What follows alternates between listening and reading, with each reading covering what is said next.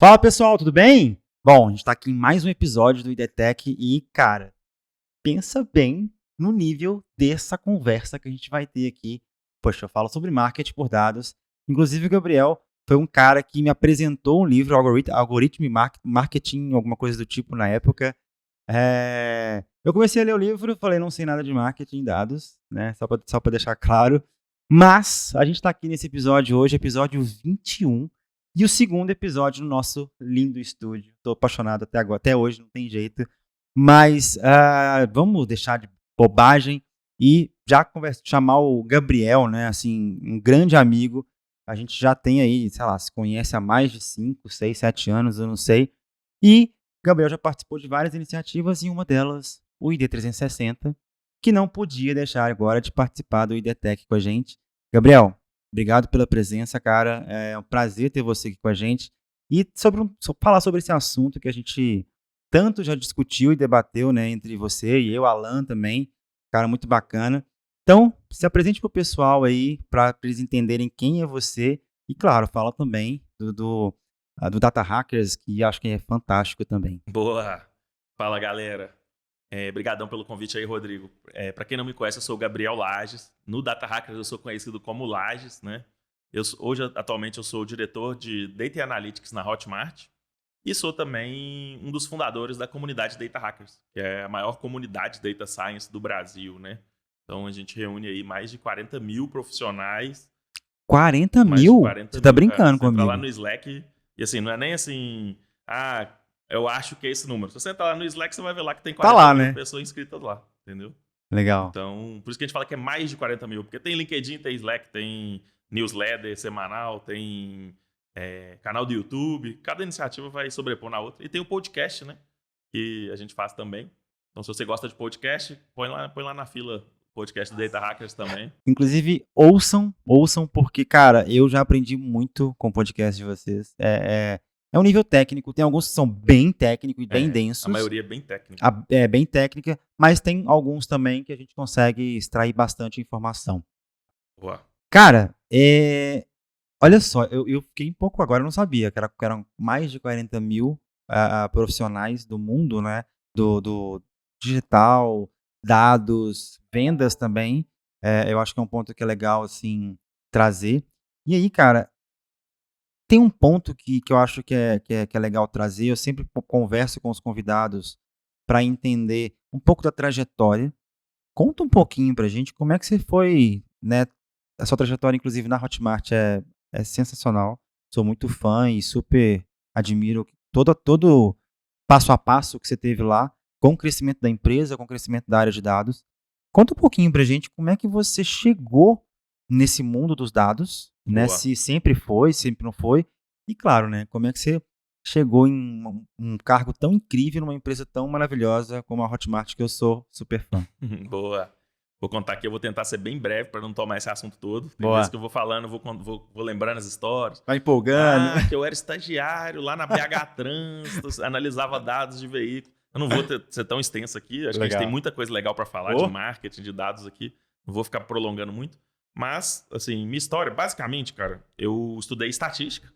Então, quando eu saí da escola, tinha 17 anos, resolvi estudar estatística. Ninguém acreditava. Não falava, você é louco, vai ser engenheiro, vai ser médico, vai ser advogado, sei lá. Mas eu resolvi entrar no curso de estatística. E fui levando o curso. Eu odiava, tá, galera? Eu odiava o curso. Tipo assim, o curso é muito... Você não vê muita aplicação prática. Hoje já mudou muito, tá? Eu converso com a galera mais jovem do curso. Todo mundo gosta bem mais do que na minha época. Legal. Mas naquela época era um curso muito teórico, não tinha muita aplicação, você não via muito uma forma de trabalhar com isso no dia a dia, de extrair valor do que você estava aprendendo. Legal, entendi. E comecei a entender que, cara, estatística é legal, mas eu gostaria de algo a mais. E aí eu estudava estatística de manhã, comecei a estudar economia à noite. E aí comecei a juntar a parte de dados, matemática, estatística ali, com parte de negócio, de economia, né? Então eu comecei, fui moldando o que eu gostaria de trabalhar. Na época não existia data science. Data science é um conceito que, primeira vez que falaram a palavra data science na internet, né, pelo menos assim, que fez um barulho, foi praticamente em 2013 ali. E essa história que eu tô contando pra vocês é 2006, 2007, 2008. Nossa, nem internet direito tinha. Nossa, era Orkut, né? Sei lá. Orkut, meu Deus. Então, e aí, cara, quando eu me formei, eu fui procurar um emprego, né? Tipo, o mercado era bem pior do que é hoje, pra área de dados, assim. Tinha um mercado muito bom, que era, tipo, ser funcionário público, que, sei lá, formava 4 estatísticos no ano em Minas. Então, você tinha vaga lá de concurso público de alguém que tinha aposentado lá. Entendi. Então... o mercado de dados nessa época também era muito mais voltado, quase que hoje é engenharia, mas pro DBA, alguma coisa do tipo. Total, ali, cara. Né? Pro cara que monta o banco de dados para receber as informações que nem sabe para que também. Exato. E usar. Porque as empresas não trabalhavam com volume de dados tão grande quanto hoje. Então, exatamente. Para um estatístico arrumar um emprego, ou ele ia trabalhar com pesquisa, né? Que aí você precisa de um estatístico de fato, mas eu não curtia muito. Ou no instituto de pesquisa, tipo Ibope, esses assim. Ou ele ia trabalhar num banco, que eram as empresas que tinham um volume muito grande de dados. Sim.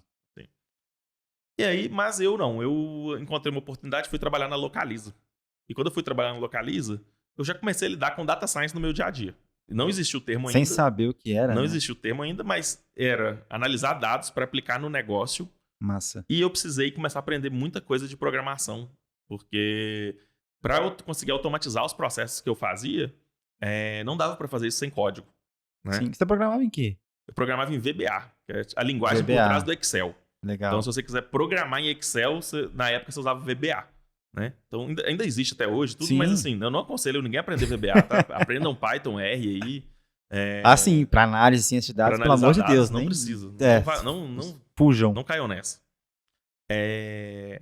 E aí, cara, então só um exemplo assim, eu trabalhava na parte de precificação de carros na Localiza. Legal. Então a gente decidia tanto o preço que ia vender o carro usado, quanto o preço que o carro ia valer no futuro, depois de 3, 4, 5 anos que a Localiza que o carro que a Localiza estava comprando hoje, ela ia precisar vender no futuro. Então ela precisa saber quanto que ia desvalorizar o carro, para ela saber quanto de carro ela podia comprar, fechar as contas, a parte contábil, tinha toda essa parte. Cara, desculpa te interromper mais uma vez, mas a área de pricing é muito científica. É ciência pura, né? É data science pura. É surreal. Assim. A data de pricing de indústria, companhia aéreas, cara, eu tenho muita parecido, curiosidade.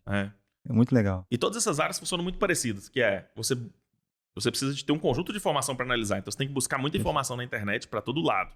Então na época lá, cara, a gente descobriu que, cara, tinha um site de uma federação das concessionárias de veículos e o site deixava registrado todo dia todos os carros que tinham sido emplacados.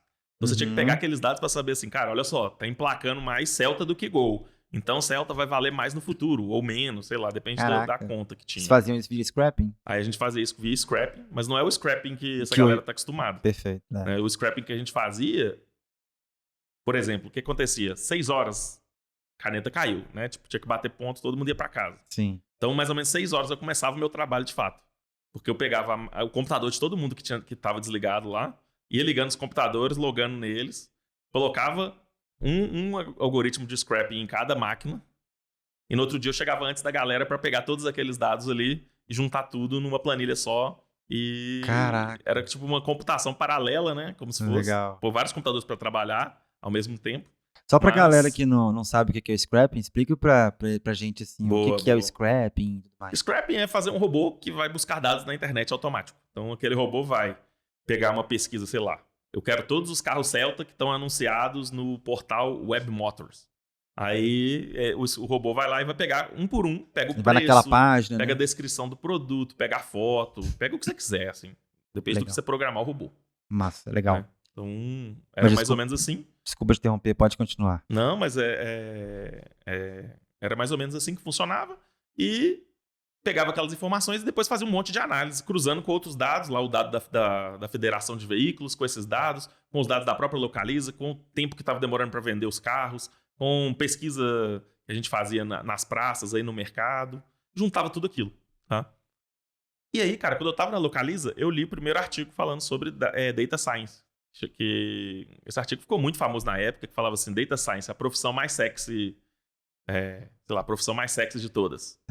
E aí falava, cara, o cientista de dados ele tem que entender de programação, tem que entender de matemática, de estatística, de probabilidade, de negócios. Ele tem que entender um pouco de marketing para conseguir divulgar o trabalho dele. Ele tem que entender de contar histórias.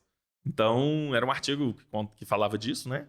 Mas naquela época, tipo 2006? Não, 2006, de 2012 para 2013. Ah, tá. Entendi. Então, de 2012 para 2013, começou a surgir o termo Data Science. Sim. Né? Mas legal. No Brasil, cara, demorou demais a chegar. Pra vocês terem uma ideia, minha primeira palestra sobre Data Science foi em dezembro de 2015 e 3 pessoas foram assistir. Né? Então, tipo assim, hoje vocês veem aí o Data Hackers, 40 mil pessoas. Caraca. Eu já fiz palestra para auditório com mais de 2 mil pessoas, só que as primeiras palestras que eu fiz teve 3 pessoas assistindo. Que legal, velho. Né?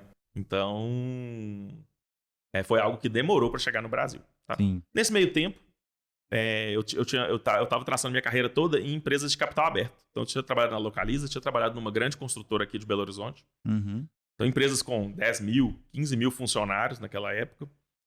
E eu recebi uma proposta para ir para a Hotmart, né? Que era uma empresa que tinha 50 funcionários. Eu fui no funcionário 57, na verdade. Sendo que alguns já tinham sido desligados. Minha matrícula é 57, né? Mas eu fui, tinha 50 pessoas quando eu entrei.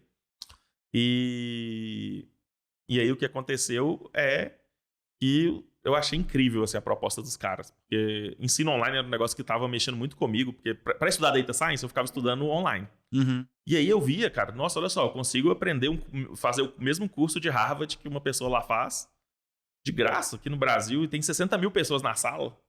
Imagina o potencial que isso tem de levar conhecimento para o mundo, né? Tipo, sei lá, você pensa nos anos 80, imagina a dificuldade nos anos 80 de você ter uma aula de Harvard.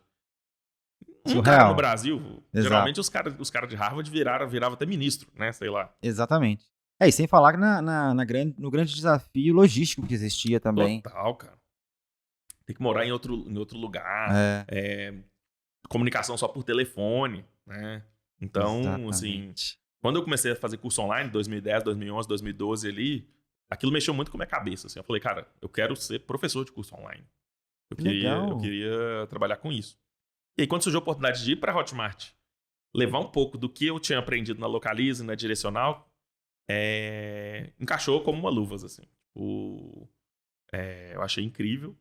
Porque você pegou toda uma base prática e experiência, cara, de casas muito grandes e absurdas, né? Exato. Que te deram a oportunidade, inclusive, de trabalhar dessa maneira para um mundo aprendi coisas de negócio, assim, incríveis e fui levando isso para uma empresa que estava começando. Massa. Né? Então, a gente já começou da maneira certa, né? Não foi só eu, várias pessoas que chegaram. Chegava um cara de marketing que tinha trabalhado em um monte na Coca-Cola, sabe? E aí ele levava tudo que ele aprendeu na Coca-Cola para dentro de uma startup. Legal. E com a liberdade que uma startup te dá e a velocidade de crescimento e tudo mais.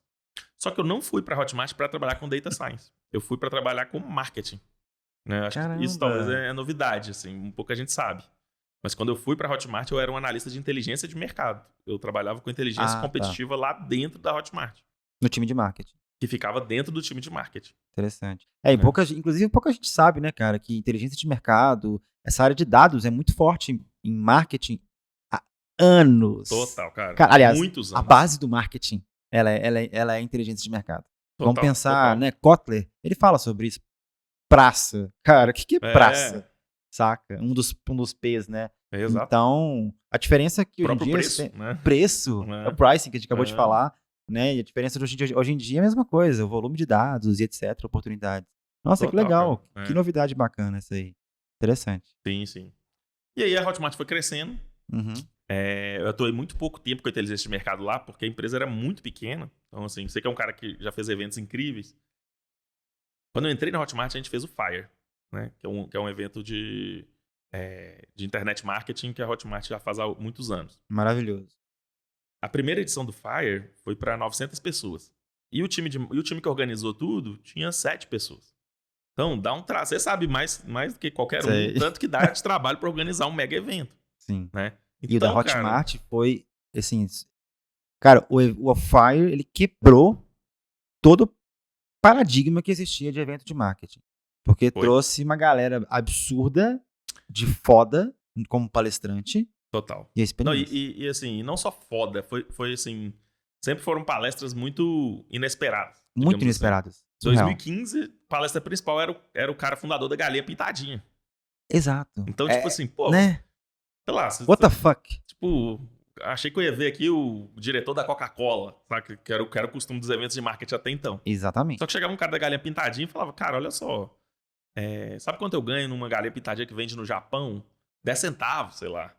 Só que esse cara tá me ajudando a levar a galinha pintadinha pro Japão, cara. E tá levando um tanto de gente japonês pra assistir meu canal de YouTube. Então eu deveria estar pagando por esse cara, e não ele me pagando. Sim. Né? Isso é uma coisa legal que a gente... O D360 acabou sendo conhecido muito por isso também. Ao sendo reconhecido, na verdade, muito por isso. Porque a gente tem lá a galera que é um pouco mais conhecida e tal. Mas a grande maioria são pessoas que, sim, que possivelmente quem vai nunca ouviu falar. Mas, cara, aqui no palco. A cada palestra destrói. A pessoa sai com a mente explodindo, né? Exatamente. E aí é o que faz a grande diferença no evento. Exatamente. Né? Legal. Mas, passou-se 6 meses ali. Eu já tinha trabalhado com tudo ali na Hotmart, porque era uma startup de fato, assim. E é muito legal, cara. Você tem a oportunidade de trabalhar com um monte de coisa diferente. Sim. Então, tava mexendo com growth uma semana, na outra semana você tava mexendo com evento, na outra semana você tava mexendo com atendimento, na outra semana você tava mexendo com a expansão internacional da empresa. E tudo, assim, muito acelerado. Assim, né? De um mês pro outro, sua atividade mudava totalmente. Entendi. Mas, quando chegou ali, eu tava há menos de um ano na Hotmart, o dono da empresa fez uma pegadinha com a gente. JP, né, o CEO da Hotmart. Ele mandou um e-mail em cópia oculta para 5 pessoas da Hotmart, uma pergunta sobre os dados da empresa.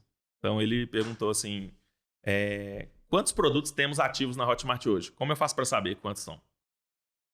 Não, tipo assim. Só que ele mandou em cópia oculta. Ah, caraca. E aí, o que aconteceu? A galera foi responder. 5 respostas totalmente diferentes. Animal. O cara de vendas falou, assim que... produto ativo é o que fez uma venda no último 6 meses. Aí o cara do checkout falou, não, o produto ativo é o que tá com o checkout ativo hoje. Legal. Então se o cara vendeu no mês passado e fechou o checkout, pro cara do checkout não é um produto ativo. Né? Entendi. Aí pro cara de marketing, sei lá, era um produto ativo, era um produto que não tinha sido excluído. Não sei. Então, ele usou esse e-mail para reunir a gente e falar, cara, se a gente não tiver um time de dados, se a gente não focar em dados agora, a gente vai começar a ir em 5 direções totalmente diferentes aqui a empresa. Muito legal. Né? Então ele usou isso de meio que ensinamento pra gente de exemplo, né? Construir um time de dados. E desde então eu sou o cara que tô à frente do time de dados da Hotmart. Que legal. Né? Hoje eu sou o diretor lá. Hoje a gente tem 120 pessoas, mais ou menos. No time de dados? Na verdade são 112. Você tá brincando? Sério. Caraca. No time de dados hoje são 112 pessoas. E assim, porque eu falei 120 porque entra, sai pessoas, sim. Mas assim, contando com vagas, tudo dá isso, mas é 112 pessoas. É muita gente, cara. Peraí, cara, vocês representam aí bons 5% mais do ou menos time inteiro. 5 a 6% da Hotmart que a gente representa Animal. hoje. Mas isso é pouco na minha visão, tá? É pouco? Por quê? Porque quando você vai ver empresas que estão fortemente ligadas no digital, essa proporção é maior. Você pega um Shopify, quando você pega um Nubank. Quando a proporção é maior? A proporção de pessoas de dados é maior. Rapaz, essa foi a minha novidade. E assim, e o que essas empresas estão fazendo muito é que as pessoas de dados, as pessoas de negócio estão virando pessoas de dados, assim, sabe? Interessante você trazer isso, porque eu até brinquei, assim, brincava muito em 2019, 2018, ainda obviamente trago isso com alguns colegas de cientistas e analistas de dados.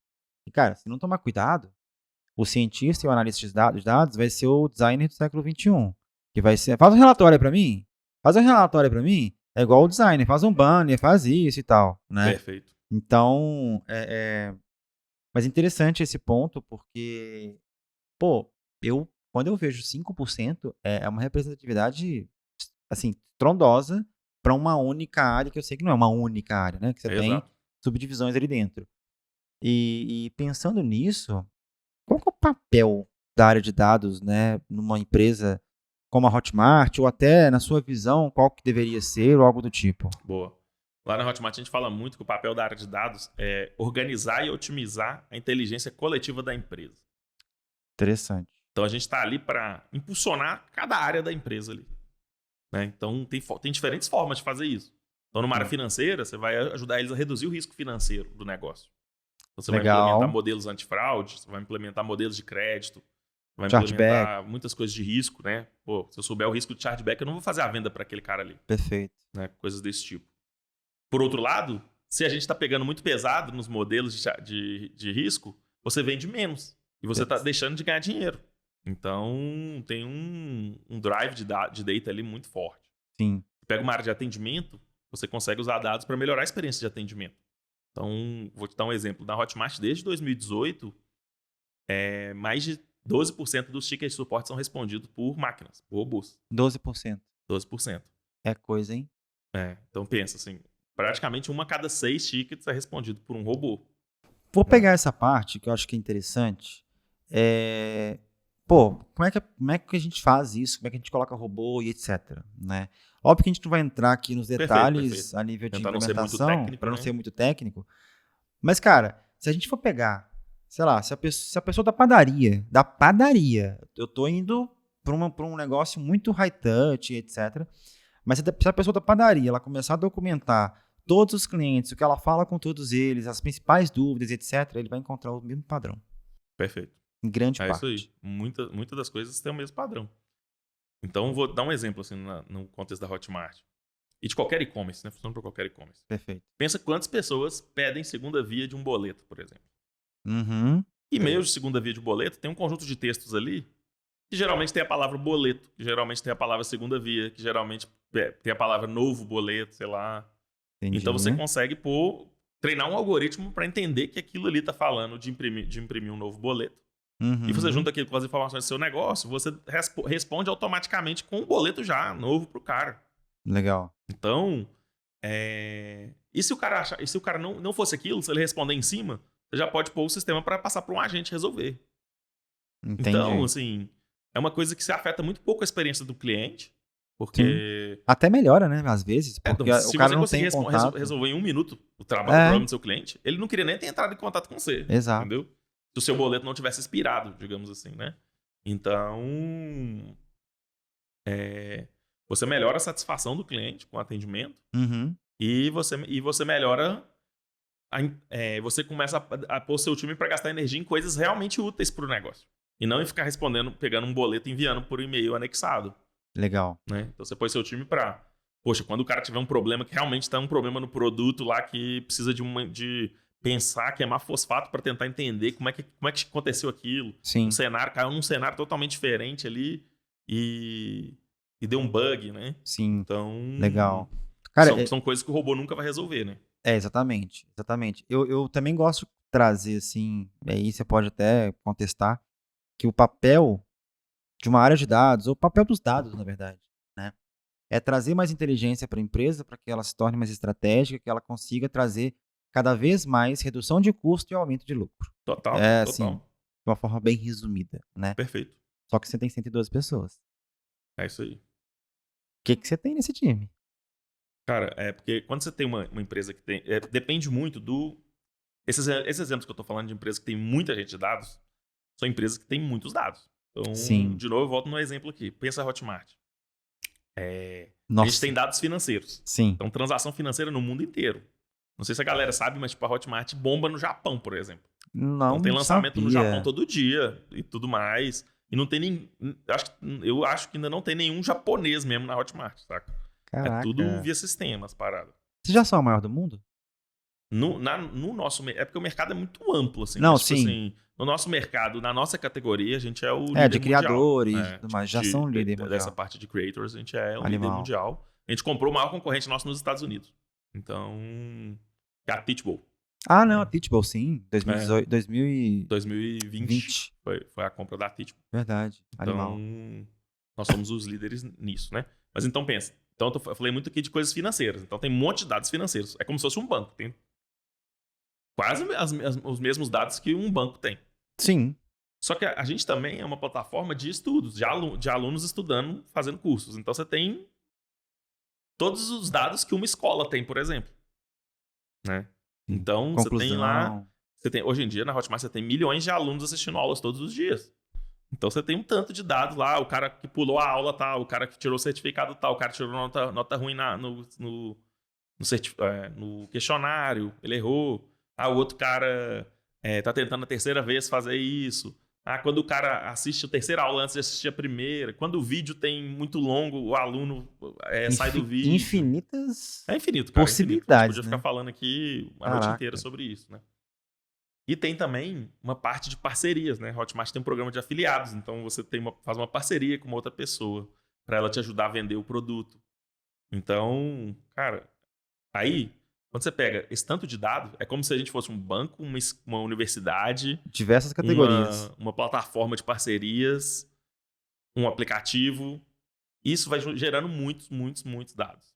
E nos últimos, talvez, 12 meses, eu não lembro, vocês têm agora dados de TV, né? Isso aí, que a gente já tem até Smart TV. Então você tem dado de consumo em celular, desktop, Smart TV e videogame, né? A galera assiste as coisas dentro do videogame e tudo mais. E iPad. Então você começa a ter várias fontes diferentes aí de dados, né? Sim. E para isso você precisa de um time. Você precisa de várias peças nesse quebra-cabeça, né? Então, eu gosto sempre de contar essa história falando mais do backstage pro front stage, pra galera entender. Mas pro dado chegar até um dashboard, por exemplo, tem um tanto de processo que acontece antes ali naquele dado. Então, você tem uma parte ali de fazer a ingestão desse dado, buscar esse dado na fonte dele, fazer processamento dos dados, fazer organização desses dados, cuidar da qualidade desses dados. Sim. Então tem time de engenharia de dados, tem time de qualidade de dados, tem time de análise de dados. De qualidade de dados. Qualidade de dados. Faz todo sentido. É a área que mais tá bombando agora na área Exatamente. De dados. Faz todo sentido, porque se entra merda, sai merda. É isso aí. O famoso, né? Trash in, trash out. Trash in, trash a out. regra básica para quem trabalha com dados, né? Exato. Legal. Cara, assim, eu entendo que você tem um time grande e eu achei legal você trazer que, eu ainda acho que não é que é pequeno, mas que dá pra trazer mais. Exato. E aí tem um ponto que você trouxe. Pô, vocês são vou te várias. dar um exemplo, hein? Você pega uma Nubank, dependendo da BU lá, da Business Unit lá, você pode chegar a ter 25% de pessoas que são que eu chamo da área de dados. Caraca. Então, mas assim, o cara porque quando você pega até os tomadores de decisão lá, os caras conseguem fazer ETL, os caras conseguem fazer dashboards, os caras conseguem fazer código e usam isso no dia a dia intensamente, né? Porque tem uma faixa, digamos assim, ou uma maturidade, enfim, de evolução de dados, cara, que ao meu ver, qualquer ser humano precisa fazer. É o que eu defendo muito no marketing por dados, né? Então, assim, tem data-driven marketing e eu coloquei o marketing por dados, que são coisas distintas. O marketing por dados você tem que trazer, cara, tecnologia. Se você não tiver afinidade com tecnologia, amiguinho, então, em 2 anos você já tá fora do mercado. Total. Né?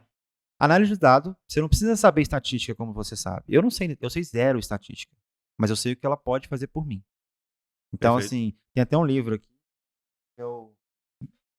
Como mentir? Como mentir com a estatística. Cara, é clássico, maravilhoso. Eu fui lendo aquele livro, eu tava rindo eu tava parecendo que eu um livro de comédia, né? Exato. Aquilo me traz uma perspectiva muito interessante do tipo, porra, peraí, não é só juntar um bando de dados e fazer uma média. Né? Isso é perigoso. Então, você ter essa noção da análise do dado, do que dá para extrair, o que não dá, você não precisa saber, né? Então, segundo pilar. Terceiro pilar, eu acho que é um dos mais importantes, mas isso requer um tempo, que é a visão de negócio.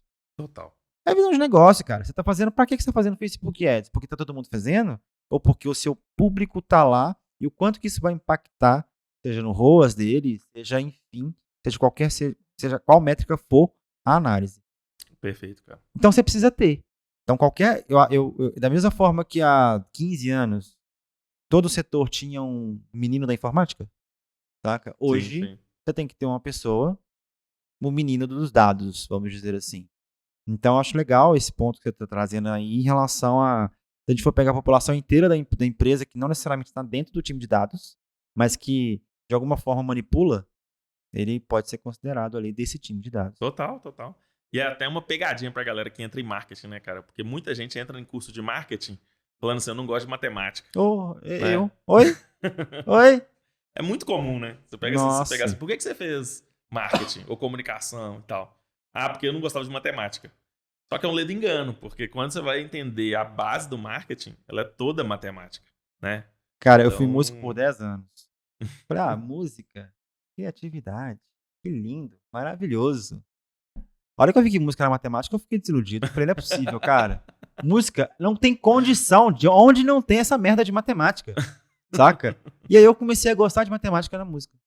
Porque eu tinha que entender os interessante. tempos, porque eu gravava as coisas da minha banda, as minhas coisas. Tudo mais. Uhum. Então eu via aquela coisa de tempo, eu falei, que porra é essa?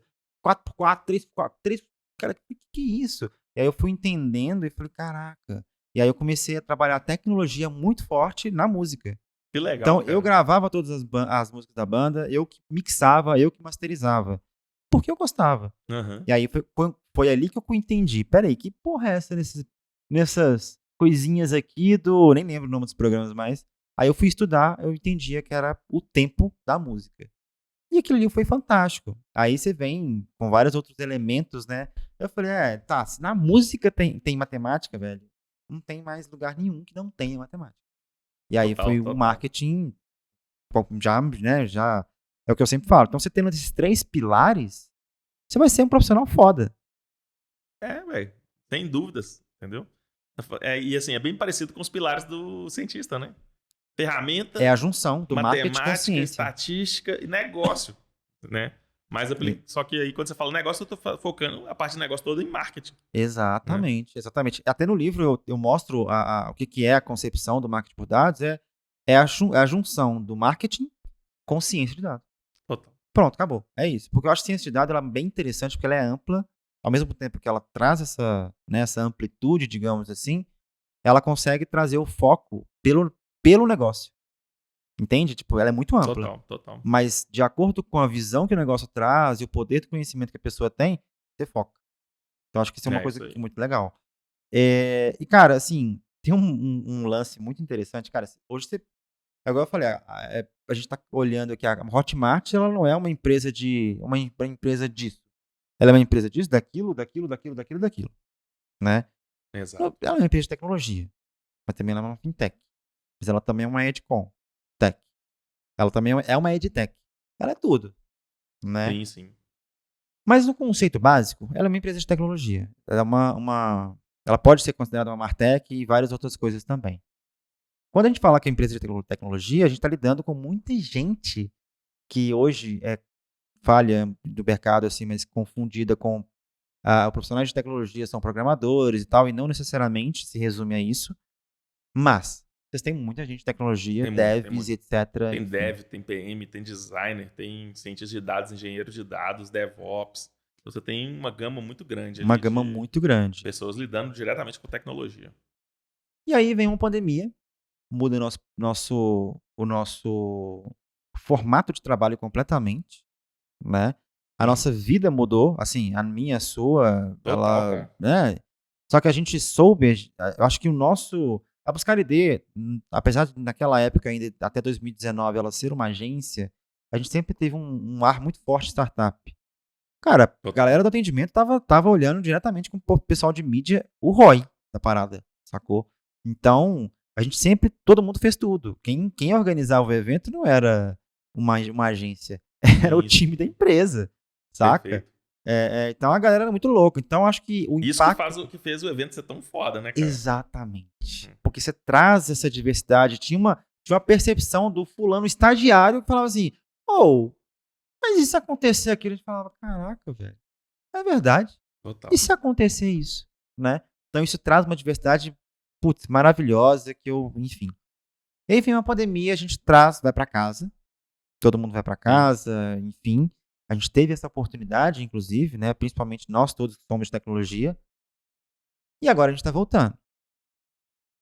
E, cara, vocês fizeram uma parada no Data Hackers que eu vi uma pesquisa, né? Que vocês soltaram, inclusive, ontem, uma análise, na realidade, que você, inclusive, fez. Ficou maravilhoso. Inclusive, vou colocar aqui, tanto na descrição do YouTube, quanto também do Spotify, o link.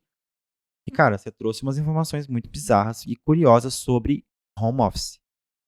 para esse mundo da tecnologia. Dos assuntos mais polêmicos, assim, da pesquisa, né? Digamos assim. Velho, eu até arrepio, assim. Eu achei foda que vocês conectaram com o Elon Musk, né? E foi lindo aquilo, porque chama atenção. Eu falei, peraí, se vocês me perguntassem antes dessa pesquisa, eu falava assim, velho, quem é de tecnologia deve, então, cara quer ficar enfurnado em casa, ele e as máquinas dele, acabou. Conta um pouco pra gente desses dados curiosos que vocês conseguiram encontrar. E outra, uma coisa que é legal. Vocês tiveram um mapeamento de mais ou menos 19 mil pessoas que trabalham nesse mundo dos dados no Brasil. Isso aí. A gente tem 40 mil vagas abertas também, né? Então, isso é uma coisa que a gente pode falar daqui a pouquinho. Tem muitas oportunidades, né? Rapaz. O mapeamento foi 2.600 pessoas, tá? Sim, não, sim. Mas eu falo que tem 40 mil vagas no Brasil para essa parte de dados, tecnologia. Tem, com certeza. Boa. Assim, essa pesquisa, cara, foi bem interessante. É o seguinte, a gente lançou uma pesquisa do mercado salarial de dados em 2019. Sim. Só que veio a pandemia, a gente desanimou, assim, porque... Pô, a gente tava a gente tava muito focado em coisas presenciais. A gente dava treinamento presencial, a gente fazia evento, participei lá do ID, né? Sim. Então, a gente tava numa empolgação muito grande, a comunidade só crescendo, a gente, ia pra São Paulo. Eu já chegou um dia que eu tava jantando, um cara de uma mesa do lado falou, velho, eu reconheci você pela voz, você é o Laje Data Hackers. Caraca, cara. Então, assim, que legal. Tava bem legal, assim, mas quando veio a pandemia, todo mundo ficou em casa, cara, isolado. Deu uma bad, assim. Aí a gente interrompeu. Em 2020 a gente não fez a pesquisa, mas em 2021 a gente falou, cara, a gente precisa voltar a fazer isso, cara. A área de dados cresceu muito na pandemia. Todo mundo tá querendo entender o que tá acontecendo. Então nós resolvemos ressuscitar a pesquisa. Legal. E quando a gente ressuscitou, a Bain & Company, que é uma das maiores consultorias globais do mundo, topou entrar com a gente na pesquisa. Que isso. Então, eles assinaram a pesquisa. Então, não é uma pesquisa que o Data Hackers fez, é uma pesquisa que a Bain está assinando. E ela faz pesquisa no mundo inteiro, né? Animal. Então, e com isso, a gente conseguiu mapear de uma forma bem legal a área de dados do Brasil. Então, a gente mapeou muita gente sênior, muita gente plena, gente júnior, gente entusiasta entrando para a área ali, gestores. A gente conseguiu separar tudo isso. E fomos fazendo várias perguntas sobre carreira, salário, aspirações e tudo mais, tá? Eu achei muito interessante essa perspectiva que vocês trouxeram. Carreira, aspirações, cara, qual que é o seu sonho? Pra onde você vai? Se acontecer tal coisa, o que você... Putz, animal, inclusive. Então, inclusive a BEM ajudou muita gente a trazer essas visões, que a gente tava muito show. Salário e tecnologia. Né? Faz diferença. E aí eles trouxeram, não, cara, vamos perguntar isso também, isso aqui vai ser legal, isso aqui vai abrir a mente da comunidade. Bom, né? Legal. E aí, uma parte lá a gente perguntava muito sobre carreira. Então, a primeira coisa que a gente ficou extremamente assustado é que a gente perguntava assim, nos últimos 6 meses, você tentou alguma entrevista de emprego? E, tipo, 60% das pessoas, mais de 60% das pessoas tentou participar de uma entrevista de emprego nos últimos 6 meses. Caraca. Então, 2 a cada 3 profissionais de dados tentaram trocar de emprego nos últimos 6 meses. E 28% trocaram de emprego. Então, tipo assim, é mais do que 1 a cada 4 pessoas na área de dados trocou de emprego no ano passado, cara. Então, surreal. Assim, é surreal, porque... Cara, por que você acha que você dá esse turnover, esse auto-turnover? Olha, o meu sentimento, tá? E assim, isso é o Lages falando, assim. Nem tô me baseando tanto nos dados, eu tô falando de sentimento, né? Uhum. Mas meu sentimento é que um momento de pandemia, isolamento social, home office, esse tanto de coisa junto, as pessoas meio que se desprenderam, assim. Tipo assim, as pessoas que nunca pensaram em trocar de emprego, falaram assim, cara, é um bom momento para trocar de emprego agora. Né? O risco tá mais baixo, tem muita vaga, tipo, as empresas de tecnologia, várias empresas legais contratando. Sim. Tem home office, então, sei lá, se antes.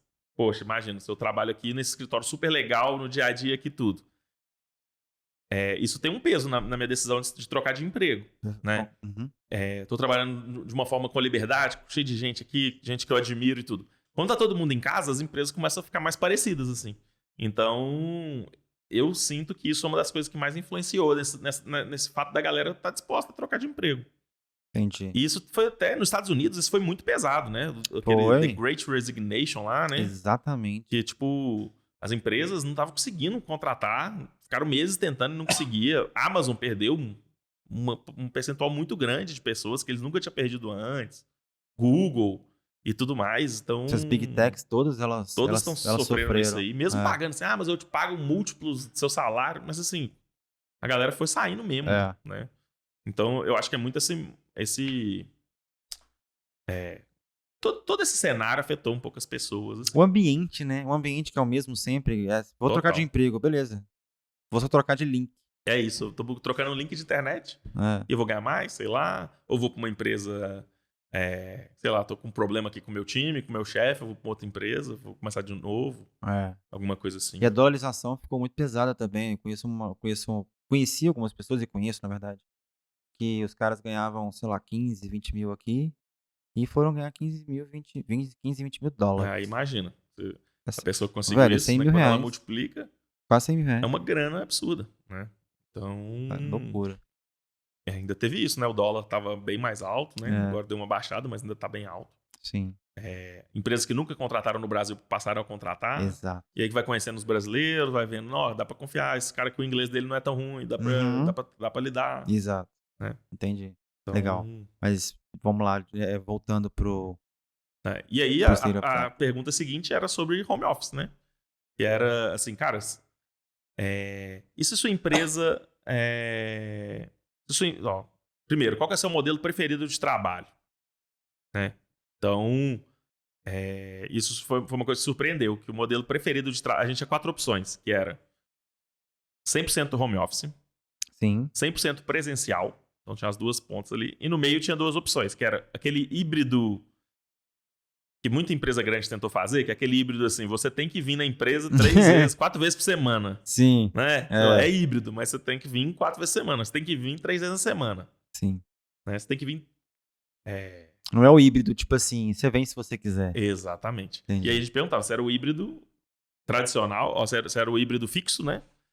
Ou o híbrido flexível, que é aquele híbrido que quando você entende que faz sentido ir, você vai lá na empresa. Quando você tiver uma reunião, você vai lá na empresa. Sim. Dá uma flexibilidade maior aí que muitas startups adotaram, né? E isso surpreendeu, porque 60% das pessoas preferem o híbrido flexível. Né? Então, ele foi o que a galera mais quer. Depois foi o... Ou seja, não é o 100% remoto. 100% remoto veio depois com tipo uns 28%, 30%. Isso ali, me surpreendeu. Né? E depois veio os outros. E assim, o 100% presencial foi 1,4%. Então ninguém quer voltar pro presencial. Cara, porque assim, eu vou te falar por mim, tá? Eu sou uma pessoa do escritório. Eu amo. Perfeito. Tipo assim, gosto de ter gente perto, eu gosto da energia da galera e tal. Velho, eu ganhei 2h30 de economia de tempo. Sabe? Você põe na sua conta, né, cara? Quando foi março de 2020, que a gente já tava ali no final, tinha dias que eu chegava e falava assim, o que eu tenho que fazer? Eu já não tenho mais nada pra fazer. Eu tenho 2h30 no dia a mais. Eu comecei a sair com a minha cachorra, coisa que eu não fazia antes. Você criou novos hábitos, né? Você cria novos hábitos. Então, tipo, hoje, aqui na Buscar, né, a gente é completamente híbrido e flexível. Tipo, cara, se ele quiser, vem. Se ele não quiser, mesmo porque tem 2 pessoas fora daqui. BH. Não tem mais essa coisa de todo mundo aqui. Mas não tem mais essa... E eu te confesso que eu falei, cara, eu achei que ia ser 100% home office. Remoto, né, digamos assim. E não necessariamente flexível. Mas dá pra entender, como nós somos bichos sociais. E, cara, deve estar cada vez mais sendo mais sociável, inclusive. Claro, Tô conhecendo vários devs que, tipo, são super bacanas. Não que eles são chatos, mas eles são mais... Tinha aquele perfil que era mais na dele e tal. Mais fechado. Mais né, fechadão. Cara... Hoje isso mudou completamente. O mercado de tecnologia é muito amplo, né? É difícil a gente fazer um estereótipo assim. Perfeito. Mas tem algumas características, cara, que são diferentes. O dev, geralmente, ele prefere realmente o home office, né? Mas eu acho que o que eu entendo é que depois de 2 anos full remoto, né, forçado ali, muita gente viu que tem coisas de valor no escritório também, na experiência do escritório. Conectar com as pessoas, juntar com as pessoas. Então hoje na Hotmart é um modelo híbrido flexível. Legal. Mas você chega numa quinta-feira na empresa, tá lotado lá, sabe? E cheio de dev e tudo mais, sabe? Eu vejo o JP postando, tipo, o home ele office posta tá em alta. É. Eu morro de rir. Aí o pessoal faz churrasco, aí não sei o quê. Então vai criando novas formas de fazer conexão, assim. Massa. Mas eu acho que aquela ideia do presencial obrigatório, de microgerenciamento, nas startups já não era muito assim, sabe? Na Hotmart a gente já tinha muita liberdade e tudo, mas não era tão comum também ficar muitos dias em casa. Sim. Né? E aí a galera meio que se adaptou de uma forma bem legal por essas coisas que você falou, né? Tempo de deslocamento, ficar mais próximo da família. Sim. Poder organizar melhor sua rotina. E o dev, cara, ele sofre muito com barulho, com incômodos e tudo. Então, é uma atividade que você depende muito de concentração. A área de data, praticamente toda, né? Uhum. Você precisa de muita de concentração. Mas a conexão com as pessoas também é muito importante. Então, é isso que eu acho que a troca de levou pra esse experiência, né, Gabriel? Assim, Total. você pensa, a gente tá aqui trocando experiência. A gente não tá fazendo nada mais, nada menos do que isso. Exato, cara. Né? Eu sinto muita falta. Tipo assim, eu meio que emburreci na pandemia, porque é uma coisa você estudar aqui e aplicar. Outra coisa é estudar, aplicar e discutir. É, assim, completamente diferente. Eu acho que pra mim, uma das provas que o 100% online, 100% remoto não é a solução pra todos os problemas, é quando a gente vai falar de eventos, né? Nossa senhora. Por que a galera sai do Brasil pra ir num evento presencial em outro canto do mundo? Exatamente. Você tem tudo online hoje. Evento online é uma coisa que meio que tá bem baixa, sabe? Muito. Tipo assim, não, tá chato, né? Ninguém aguenta mais ver evento online, né? A plataforma que tinha, sei lá, aquela Hopin lá, a plataforma de evento online. Sim, tinha, verdade. Sei lá, 20 mil eventos lá, agora tem 300. Os caras, velho, eles bombaram na pandemia, ficaram milionários e tal. E agora a plataforma deles tem pouca gente usando, assim, na minha visão. Que loucura. Cara, assim, eu cansei do online. Eu brinco muito com os meninos. Eu cansei de ver vocês quadrados, sabe? Tipo assim, tá chato. Não tá rolando mais. Então, tipo, eu já tô até desligando a câmera. E saiu um estudo ano passado, eu acho, em 2021, que mostrou que quando você... Como é que é? Eu não sei se é quando você fecha a câmera ou quando você abre a câmera. Quando você fecha a câmera, tipo assim, você não tá mais naquele ambiente ali que tá olhando pra todo mundo, o seu nível de ansiedade, ele reduz. Olha só, não sabia, cara. Saca? E eu comecei a testar, eu falei, caraca, é verdade. Caramba. Tipo, eu comecei a fechar minha câmera e comecei a tirar da aba, digamos assim, da sala. Uhum. E eu falei, olha, que legal, né? Mas também você tem essa questão da interatividade, que é importante. Total. Com a câmera ligada e tudo mais. Cara, e assim, você trouxe um ponto legal. Eu um dia fui entusiasta dos dados, enfim, apesar de não ser desenvolvedor, apesar de não ser estatístico, apesar de não ser cientista de dados, eu lido com dados o dia inteiro. Eu faço questão, inclusive, de fazer isso para minha vida pessoal, né? Então, assim, desde vida financeira até, tipo, quantas vezes eu saio com minha esposa esse mês, sabe? Porque você tem que ter essa coisa, sabe? Tipo assim, total. A gente um dia tava, quando começou esse ano ainda, quando a gente começou a voltar a sair e tal, a gente falou, olha, já deve ter uns 7 meses que a gente não sai pra um lugar diferente, pra um lugar, a gente só pede. Aí a gente começou a sair de novo, conhecer lugares novos e tal, e cara, como que a gente pode, né, eu sei que tem muitos entusiastas, tem vários alunos, inclusive, como é que a gente pode começar a trabalhar com dados assim, né, agora que a gente tem essa liberdade também, porque trabalhar com dados hoje, em 2022, é ter uma liberdade. Em vários aspectos. Em vários aspectos. Pessoal, profissional e etc. Como é que a gente pode trabalhar com dados assim? Eu preciso programar realmente? Eu preciso ser um grande programador? Ou não? Rodrigo, você consegue trabalhar com dados e não precisa desenvolver? Assim, eu acho que cada vez a gente tem mais ferramentas low code e até ferramentas no code para quem está entrando na área de dados. Eu não acho definitivamente que você precisa programar para começar a usar dados no dia a dia, começar a trabalhar com dados, né? Então, eu acho que o principal é você ter... Porque assim, para que a gente analisa dados, né? Para resolver problemas. Perfeito. Então, você tem que ter um problema claro que você quer trabalhar em cima dele. Então, vou falar assim, vou pegar um entusiasta. Não estou falando a pessoa ali que está lidando com dados no trabalho. Então, eu falo assim, eu quero entrar para a área de dados e tudo, mas eu não sei nada, né? Aí, qual que é a dica que eu sempre dou, assim? Pegar uma coisa que você realmente ama. Igual você deu o exemplo da música. Né? Então, música é um exemplo que sempre bate quando a gente fala disso. Mas, assim como música, tem esporte, que é uma coisa também que geralmente tem pessoas que amam e tudo mais.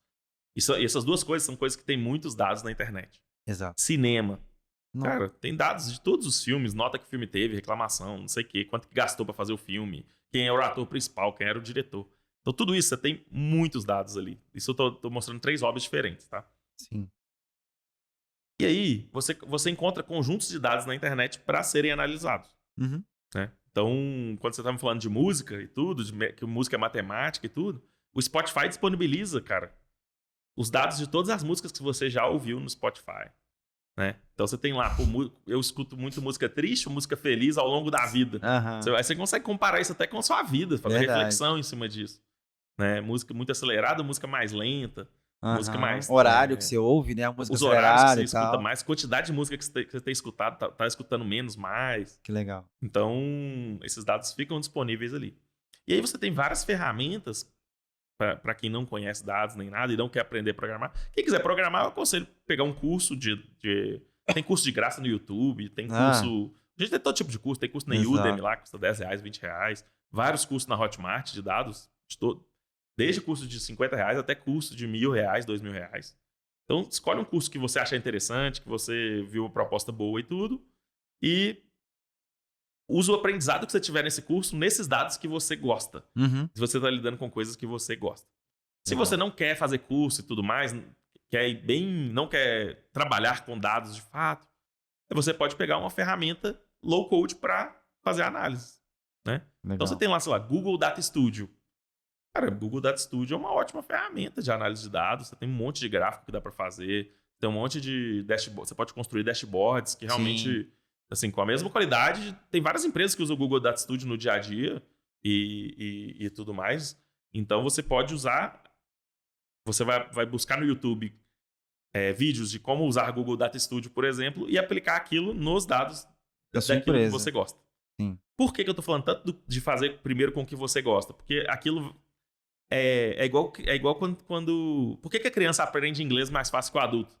Porque ela vê aquilo como diversão, ela não vê aquilo como eu tenho que aprender. Né? E quando você tá fazendo com um hobby, com uma coisa que você gosta, tem uma chance muito grande de você ver aquilo como uma diversão. E aí você vai querer gastar mais tempo naquilo. Sim. Então, se você vai analisar dados de futebol, cara, isso vai te dar um tanto de papo para você conversar com seus amigos sobre futebol. Exatamente. Do que você viu e eles não viram. Né? Então, eu acho que eu sempre dou esse tipo de dica. Legal. E até pra pessoa ver se aquilo é pra ela mesmo, né? Porque se ela tá fazendo um negócio que ela gosta, começando com uma ferramenta low code e não gostou... tem uma coisa errada, né? Procura outra coisa pra fazer, Exatamente. cara. Vai ser muito difícil de você ser feliz sendo um profissional de dados se você odiou trabalhar com dados de coisas que você gosta no dia a dia e usando ferramentas que são point and click, né? Que é fácil de se utilizar. Legal. O outro caminho é mais difícil. Vai ter que aprender a fazer código, vai ter que aprender a lidar com informação que você não tem prazer nenhum em lidar com aquilo ali, né? Exatamente. Cara, tem um ponto que é legal, assim, é legal o cara ter um driver, né? Pra, assim, você trouxe um negócio legal. A gente trabalha com dados para resolver problemas, mas também para criar.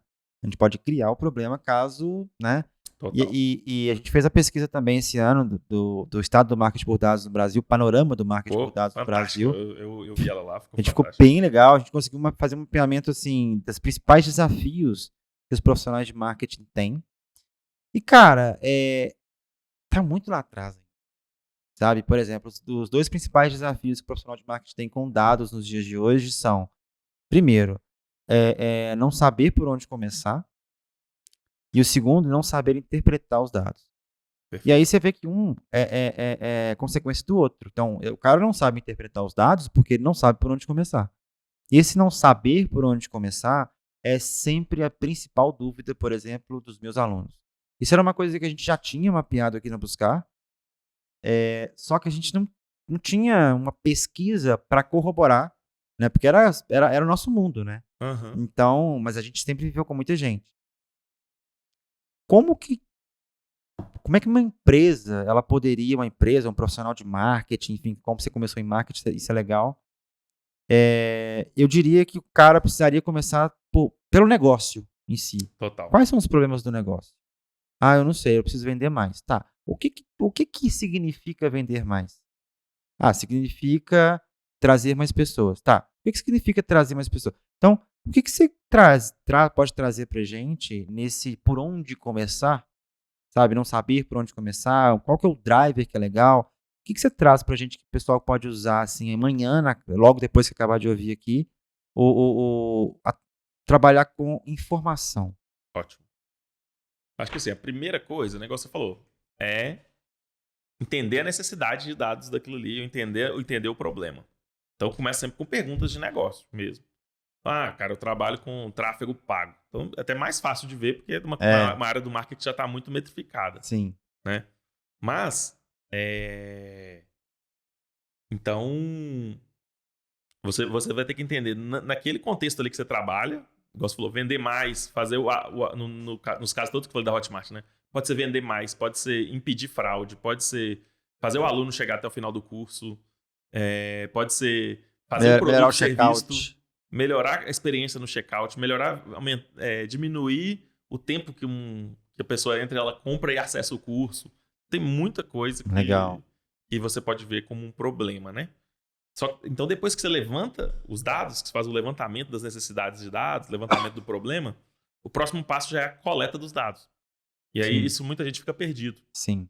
Nessa parte, né? Porque você vai ter que entender aonde eu posso tirar dados para entender aquele meu problema. Uhum. E aí, cara, tipo, muitos dos problemas de negócio já estão sendo metrificados, né? Sei lá, igual a gente falou do Google Analytics, metrificando o comportamento do usuário nas páginas, nos sites e tudo mais. Você vai ter, sei lá, um Salesforce, uma ferramenta de CRM metrificando o relacionamento com o cliente. A jornada dele. A jornada do cliente. Então, dali que vão vir seus dados. Ou você vai ter Facebook Ads, Google Ads e tudo metrificando a experiência da audiência com a sua marca. Uhum. Né? Então, você tem que identificar onde e como coletar esses dados. Mas, às vezes, não tem dados sendo coletados. Então, vamos lá, na história da Hotmart, quando eu era do marketing. Sim. Uma das primeiras coisas que a gente fez, a Hotmart sempre foi uma empresa muito baseada em eventos. Né? Então, o marketing dela sempre foi feito muito com a comunidade. A gente tem uma comunidade muito forte em torno da Hotmart lá, de creators, né? Uhum. E aí, a gente patrocinava muitos eventos. Então, levava um stand para um evento, igual a maioria das empresas faz, né?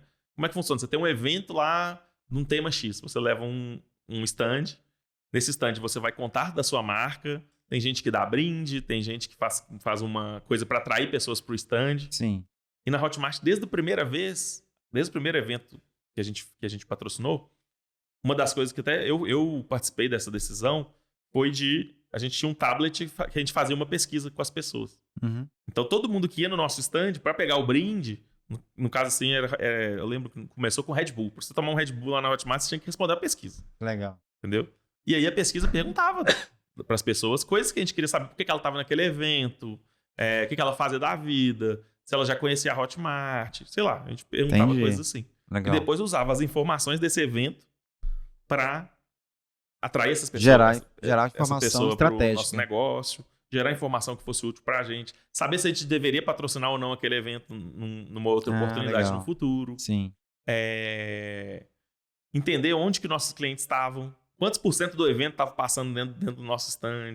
Então a gente começou a metrificar toda essa coisa. E até hoje é assim, cara. Todo evento da Hotmart tem questionário lá dentro, tem pesquisa lá dentro, tudo mais. Legal. É muito rico pra gente isso. O que eu vejo que a galera tem muita dúvida, né? Ou muita dificuldade, não está relacionado a dados. Está relacionado ao próprio direcionamento do negócio. Perfeito. Sabe? Então, assim, passa atrás ali, né, cara? Exatamente. Eu preciso vender mais. Tá, por que você não está vendendo mais? Você vendia quanto e quanto você quer vender? Né? E eu falo isso por experiência própria, assim, a gente, em alguns momentos da empresa, logo no início, cara, eu precisava vender mais. Mas por que eu precisava vender mais? Cara, porque eu precisava crescer, sacou? Exato. Só que eu não tinha essa mentalidade de, tipo assim, pô, tem um plano aqui que a gente pode seguir, uma estratégia de marketing. Eu fui fazendo, enfim, e é o que acontece na maioria das empresas. Uhum. Então, se a gente pode trazer alguma coisa bem legal assim, legal, você precisa vender mais. Show. Quanto que você vendia? Né? Eu vendia tanto. Quanto você está vendendo agora? Estou vendendo um Y. Tá, quanto a menos aí em relação ao que você vendia? Porque uma coisa que eu venho discutindo muito também com os meus alunos, e discuti muito em uma aula, cara, se você... A gente vai pegar os últimos 4 anos, se a sua empresa não está crescendo no mínimo 30% ao ano, você já está defasado. Sim. Porque a moeda, ela desvalorizou muito mais do que isso. Perfeito. Então, se você não trabalhou, não cresceu 30%, se você cresceu 30% nos últimos 4 anos, ano a ano, você está equalizando ao que realmente é a moeda hoje em dia. Ou seja, você não vai conseguir pagar mais os seus funcionários, você não vai conseguir crescer. Então, esse é um ponto base, assim. Total. Né? Mas se você não está crescendo, quanto você vendia antes? Quanto você está vendendo agora? Tá. O que você precisa para vender? De vendedor. Será? Como é que está a sua estratégia, sei lá, de marketing? Ou a sua própria estratégia de vendas?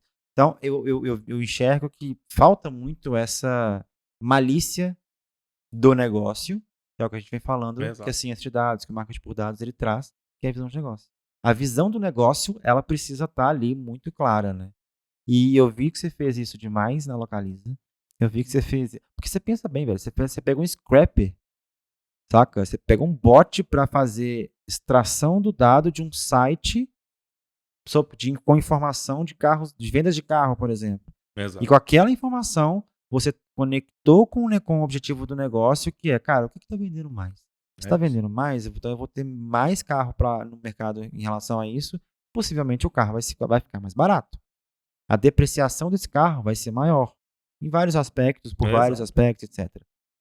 Então, acho que esse é um ponto que dá para trazer também, que o pessoal fica muito vidrado em inteligência artificial.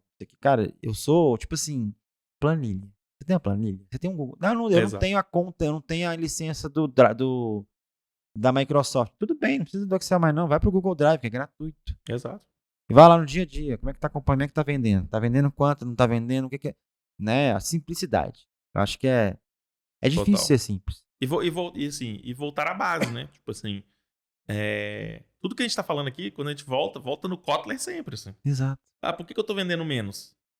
Ou é porque seu preço tá mal posicionado, ou porque seu produto não tá legal, ou porque você não tá indo no público certo. Exato. Né? Então, os P's do marketing. Cara, ali, são né, os 4 P's. Né? A gente tá falando de praça, a gente tá falando de público, a gente tá falando de preço, a gente tá falando de tudo, cara. Exato. Então, tipo assim, eu detectei, aí eu fiz questão de pegar um cliente, um aluno meu, que ele trabalha um mercado bem complexo. Não a complexidade não tá no produto também, porque são mais de 600 mil SKUs, só que, tipo assim, é surreal. E é commodity.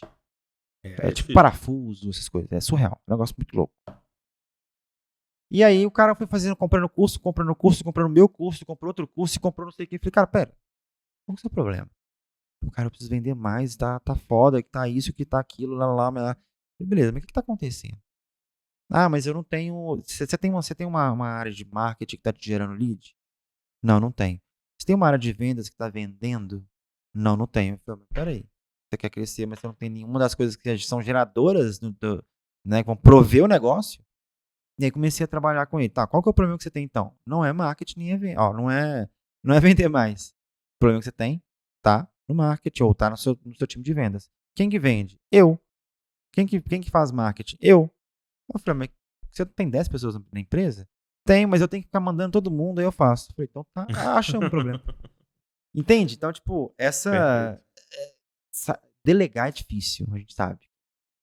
Né? Você tem que confiar no outro. E montar uma equipe que você confie e tudo, não é uma coisa fácil assim. Não é simples, né? Depende muito de vários fatores e até da própria pessoa, de entender que ela tem que confiar nas pessoas, que ela tem que dar espaço, que ela tem que treinar. Exatamente. Ela tem que ensinar. Eu sou meio egoísta, assim, eu gosto de fazer as minhas coisas no nível, eu sou meio exigente, então eu demorei muito a aprender a delegar e só depois que eu aprendi a delegar que a empresa cresceu. Que a coisa foi. E foi tipo assim, puff, deu um boom absurdo, né? Cara, legal demais. Gente, só lembrar aqui, se você tá aqui até agora, ou tiver no YouTube, ou enfim, tiver no YouTube, dá o like aí, dá uma likeada, que é bem importante pra gente disseminar essa parada. E olha esse papo, a qualidade desse papo, né, pelo amor de Deus. E se você estiver no Spotify, classifica aí o IDTech Podcast e coloca, só funciona a letrinha até o 5. O restante não funciona. Então é só ir lá pro 5 e classificar o podcast. E, Gabriel, pra gente finalizar aqui, se você sentir a vontade, obviamente, conta um case de sucesso e um de fracasso bem rapidamente na ciência de dados ou na parte de dados que você fala assim, cara, aconteceu esse problema por esse motivo e aconteceu esse sucesso por esse motivo. Boa. Pode ser na Hotmart, pode ser fora, enfim, ou no próprio Data Hackers. Boa, vou tentar lembrar de algumas histórias, assim. Beleza.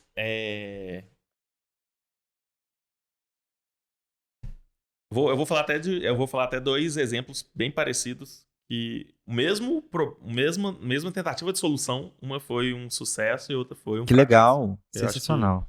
Tá legal. Cara, a Amazon, quando ela começou a bombar na internet, né? Lá depois dos anos 2005, lá, sei lá. Uma das coisas que foi o maior diferencial para ela foi uma área de dados que chama sistemas de recomendação. Legal. Né? Qual que é a ideia de um sistema de recomendação? Todo mundo aqui já foi no e-commerce lá e tinha recomendados para você. Ou quem comprou esse também comprou esse. Coisa desse tipo. Isso é um algoritmo que está calculando ali com base nas suas características, ou seja, nos produtos que você ficou visitando no site, nos produtos que você comprou no passado, nos dados que eles tiverem de você ali. Então, sei lá, se tiver dado de idade, se tiver dado de gênero, essas coisas assim, eles juntam tudo aquilo em algoritmos e tentam entender o que você compraria depois. Legal. Os produtos que têm maior probabilidade de você comprar depois. Como que eles fazem isso? Tem várias formas, depende do algoritmo. Mas existem algumas formas que são mais fáceis de explicar. Né? A primeira é o seguinte, poxa, se eu comprei esse livro e eu comprei essa cerveja, né, o algoritmo vai tentar encontrar outras pessoas que compraram esse livro e essa cerveja e vão te oferecer um outro produto que aquela pessoa já comprou.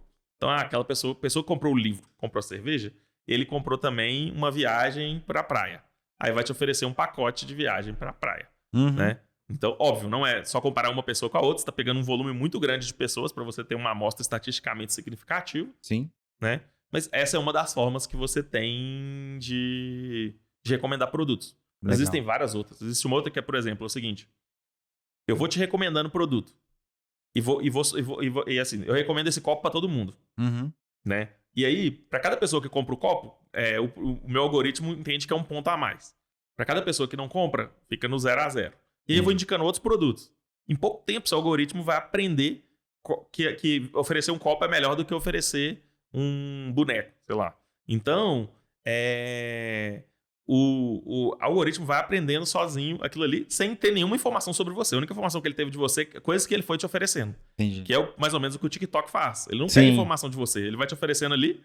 O que ele vê que você vai aceitando rápido ali, ele já vai te oferecendo outras coisas parecidas. Sim. Então, tem essas 2 linhas, tem outras também, mas tem essas 2 linhas. E isso foi um grande sucesso. Total. Esse movimento e-commerce, cara, você pega assim, Magalu. Eu tava numa palestra com os caras lá, ele tava falando lá que acho que 70% das vendas são vendas por recomendação.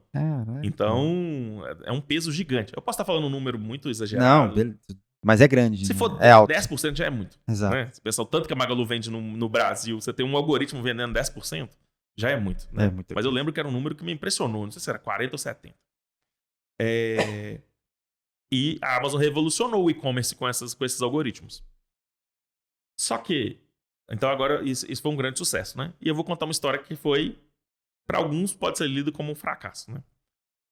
O que a Netflix fez anos depois? Ela criou uma competição que ela pagava $1 milhão para quem fizesse o melhor algoritmo de recomendação de filmes. Eu lembro disso. Da Netflix. Isso aí fez um barulho na internet na época e tudo, porque é $1 milhão, né? Na época, $1 milhão valia bem mais do que vale hoje, né? Porque a moeda desvalorizou, mas ainda é um número muito impressionante. Cara, e aí os melhores cientistas do mundo inteiro foram nessa disputa. E o cara fez um algoritmo lá que era muito, muito, muito, muito, muito bruto, assim.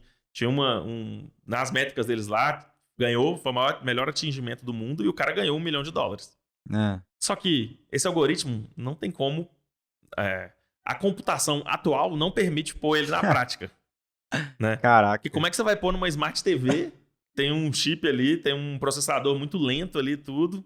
Como é que você vai pôr um algoritmo dessa proporção num aparelho de tecnologia simples? Você precisaria de um supercomputador da NASA para rodar o algoritmo em cada televisão. Então, não teve um caso prático. Não é um fracasso, tá? A Netflix não viu isso como um fracasso, eles não ficaram chateados, porque eles já sabiam. Eles fizeram isso foi para atrair os melhores cientistas, contratar os caras e tudo. Mas eu não acho que eles estavam com essa expectativa de pegar o algoritmo e pôr em produção. E mudar, né? Dentro das TVs, né? Mas nessa história que eu tô fracasso contando, é um fracasso baseado na prática, não resolve o problema prático. Exato. Né? Então é um problema lindo. É o que a gente chama de rocket science, né? Ciência de foguetes. Exato. Que não resolve o problema da empresa. E muitas vezes, os cientistas de dados que chegam nas empresas tentam fazer rocket science. Sim. Eles não focam tanto no negócio. Eles focam em fazer o algoritmo mais bonito, mais perfeito e tudo. E esquecem que tem um custo para aquilo ali. E que nem sempre aquilo vai se adaptar ao negócio, né? Legal, cara. Muito bom. Esse da Netflix eu lembro direitinho, porque realmente explodiu, assim, né? Vários aspectos, enfim. E foi muito bom. E a Amazon é foda, né? Tipo assim. Os caras são muito... Eu comprei um livro ano passado, eu juro por Deus, eu saí com 21 no carrinho. E comprei os 21. cara. Eram 20. Então, ou seja, era um, foi pra 21. Eu comprei. Tipo assim, falei, caraca. Como assim, gente? E aí hoje eles já têm. Pô, eles têm um programa. Aquelas coisas que você faz a conta, você não consegue entender, né? Poxa, eu pago R$10 por mês e ganho frete grátis. Exato, e consigo assistir TV, e consigo ouvir música, e posso jogar jogos e não sei o quê. E aí, quando você vê, você tá gastando o seu salário inteiro lá dentro, cara. É o no-brainer, né? Você fala, vou comprar essa parada aqui, show, R$9,90, porra. R$14,90 agora, beleza. Mas é barato, né? Exato. Mas na realidade, cara, ele tá aumentando o seu LTV absurdamente. Enfim. Total, cara. Não, muito legal. E aí muito depois, legal. em vez de você comprar um chiclete, você comprar na farmácia, você tá comprando lá, né? Então... Exatamente.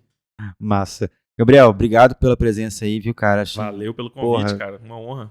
Imagina esse papo aqui, papo de milhões, inclusive.